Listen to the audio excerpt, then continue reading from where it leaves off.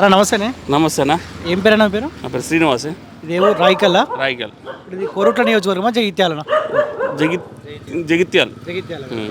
ఎవరు? సంజయ్, డాక్టర్ సంజయ్. సంజయ్ కుమార్. అవునా? ఎన్నిసార్లు గెలిపించారు ఆయనకు? 2 సార్లు. అవునా? ఇక్కడ ఎక్కువ ఓటర్లు పద్మశాలీస్ ఉంటారు కదా? పద్మశాలి. అవునా? అయినా సరే ఆయనకు అవకాశం ఇస్తావరా? ఏం చేసిండే ఇప్పుడు? దాదాపు 3 సార్లు గెలిచిండా. చేయకుండా దేశం గురించి అదే చేస్తున్నాడు మోదీ. నేను ఈ సంజయ్ గురించి అడుగుతా ఉన్నా. ఏ సంజయ్? ఇప్పుడు మీ ఎమ్మెల్యే సంజయ్ కదా? ఎమ్మెల్యే సాబ్ చేసిన కాడికి మంచిగా చేసుకున్నాడు. అన్ని పనులు అందుబాటులో ఉంటాడా? ఉంటాడు వచ్చినప్పుడు. అవునా? ఓకే. రేవంత్ రెడ్డి పరిపాలన ఎట్లుందన్నా? 120 రోజులు దాటింది ఆయన అధికారంలోకి వచ్చి. దాని గురించి ఎంత మాట్లాడితే అంత తక్కువ. ఎందుకట్లా? అంత మంచిగా ఉంటుంది. అద్దు కావాలి. అయ్యో, అధికారం వాళ్ళే ఉన్నారు కాబట్టి మనం మాట్లాడద్దు. ఓకే. ఇప్పుడు ఎంపీ ఎలక్షన్స్ రాబోతానే 3 అభ్యర్థులు ఉన్నారన్న. ఎవరు బెటర్ అని మీరు అనుకుంటున్నారు? నేనైతే మోదీకి వేస్తా. ఎవరు అభ్యర్థి క్యాండిడేట్ గురించి నేను చెప్పా. మోదీకి మాత్రం ఓటేస్తా. ఎందుకన్నా 2 సార్లు అవకాశం ఇచ్చినాం కదా? మళ్ళీసారి ఇచ్చుడే. ఎందుకు? రీజన్ ఏంది? దేశం కాపాడతాడని. కాంగ్రెస్ పార్టీ ఏం చేస్తారు కాపాడకుంటే? అంతా ముచ్చుకుంటూనే ఉంటుంది. కాంగ్రెస్ పార్టీ ఏముంది, చూస్తే ఏర్పడదు. ఇప్పుడు మోదీ ఏం చేసిండు అన్న? ఇప్పుడు ఈయన కూడా ఉద్యోగ కల్పన అని చెప్పిండు. ఇవ్వలేదు. మోదీ ఇచ్చేటప్పుడు అన్ని ఇచ్చిండు. సెంట్రల్ గవర్నమెంట్ కాబట్టి వ్యవస్థ పెద్దది. అన్ని జాగాలకు అన్ని వంచుతాడు. అంతే.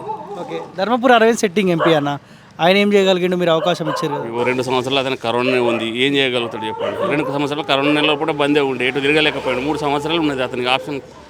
కేడర్ పెద్ద ఉంది, ఎటు ఒకే తిరిగి చేసిండు. పసు బోర్డు అన్నాడు, తెచ్చిండు. ఇక అంతకన్నా ఎక్కువ ఉన్నది అన్న. తీసుకొచ్చిండు పసు బోర్డు? అవునా? ఏమో చాలా మంది అయితే పసు బోర్డు తీసుకోవాలి, ఏడుందో మాకు తెలియదు అది అంటారు. ఇక అంటారు, గిట్టనోళ్ళు అంటారు. గిట్టనోళ్ళు మాకు మంచి అనుకూలంలో మేము చెప్తాం ఇట్లా. ఇప్పుడు అధికార పార్టీ అయినా జీవారెడ్డి పోటీ చేస్తూ ఉండే ఎమ్మెల్సీగా. గతంలో ఈ జగిత్యాలను చాలాసార్లు ఎమ్మెల్యేగా అవకాశం ఇచ్చారు ఆయనకు. సో ఆయనకు కూడా కొంత సానుభూతి కూడా కలిసి వచ్చే అవకాశం. ఎప్పుడు నిలబడతాను, ఈసారి లాస్ట్ ఎప్పుడైనా గదే మాట. అందుకని చూద్దాం ఎట్లుంటుంది. బీఆర్ఎస్ పార్టీ పరిస్థితుందా? అది అంతే. అది దాన్ని ఎంత మాట్లాడితే అంత తక్కువ మాట్లాడితే మంచిది. అంతా పడితే ఏమైనా ఓట్లు పడే అవకాశం ఉందా? అవి యాక్చువల్లీ బీజేపీకి వస్తాయి అవి కూడా ఓట్లు. అవి కూడా ఏమన్నా ఒప్పందం ఉందా? లోపాయకరం అది కాదు. మనస్ఫూర్తిగా మన ఒప్పందం మనకు అక్కడ దాకా మనకేం తెలుసు సార్. మీతో మేము ఇక్కడ మాట్లాడుతున్నాం. రాయకల్ కవిత అరెస్ట్ గురించి ఏమనుకుంటున్నారు నిజామాబాద్ ప్రజలు? ఎందుకంటే ఇక్కడ నుంచి ఏమైనా ఎంపీగా గెలిపించారు మీరు, అవునా? ఏమన్నా బాధ అలాంటిది ఏమన్నా పడుతుందా? ఏం బాధ లేదు. మీ మాజీ ఎంపీ అన్నా? అట్లేం లేదు. కానీ తప్పు వేయలే అంటావు, మీకేమనిపిస్తుంది? ఏమో తప్పు ఏంది లోపడిపోతుందా? తప్పు ఏంది లోపడిపోతారా? ఎమ్మెల్యే సీఎం బిడ్డ తప్పు ఏంది లోపడిపోతుందా? తప్పు చేస్తేనే కదా పోయేది. సో మీ ఓటు మాత్రం బీజేపీకి? అంతే అంతే. ఏమన్నా అంటే కాంగ్రెస్ పార్టీ ఏమైనా సెంట్రల్లో అధికారం వచ్చే అవకాశం ఉన్నట్టు కనిపిస్తుంది? తక్కువ. బీజేపీ ఏమున్నా బీజేపీ.